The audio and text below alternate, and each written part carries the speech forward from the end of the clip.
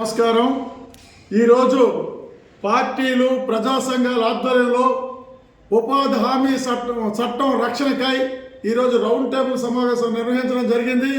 ఉపాధి హామీ చట్టం రక్షణకి ఉద్యమించాలని చెప్పి ఈ సందర్భంగా రౌండ్ టేబుల్ సమావేశం తరఫున పిలుపునిస్తున్నాం. యూపీఏ ఆధ్వర్యంలో వామపక్షాల ఆధారితంగా ఉండే ప్రభుత్వంలో పని హక్కు గ్యారంటీ కల్పిస్తూ ఆ రోజు ఎన్ఆర్జీఎస్ అనేది పథకాన్ని తీసుకొస్తే ఈ రోజు బీజేపీ ప్రభుత్వం ఈ రోజు ఆ పథకాన్ని ఏమో హత్య చేసేసింది. ఈ రోజు పని హక్కుని పూర్తిగా లేకుండా చేసింది.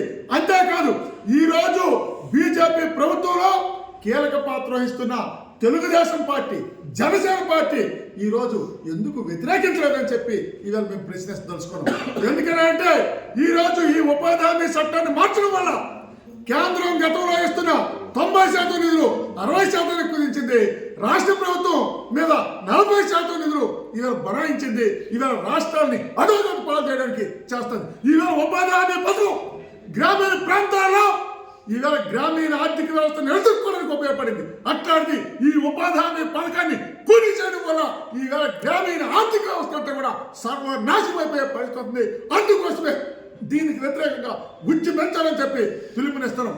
అంతేకాదు ఈరోజు బీజేపీ ప్రభుత్వం వచ్చిన తర్వాత గతంలో సాధించుకున్న హక్కులన్నీ కూడా కాలు రాసింది. ఈవేళ 29 కార్మిక చట్టాన్ని 4 లేబర్ కోడ్లుగా మార్చేసింది. అటవీ హక్కుల చట్టాన్ని మార్చేసి కార్పొరేట్లకు అప్పచెప్పేసింది.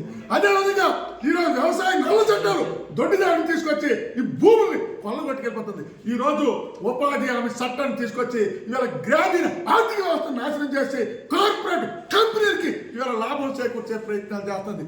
ఇవాళ ఉపాధి హామీ నిధులు తగ్గించి కార్పొరేట్లకి 11 సంవత్సరాల్లో 17.2 లక్షల కోట్ల రూపాయలు ఇవాళ సబ్సిడీ ఇచ్చి రుణాలు మాఫీ చేసింది. అందుకోసం ఈ విధానాలకు వ్యతిరేకంగా భవిష్యత్తులో పెద్ద ఎత్తున ఉద్యమాలు చేపడతామని హెచ్చరిస్తున్నాం.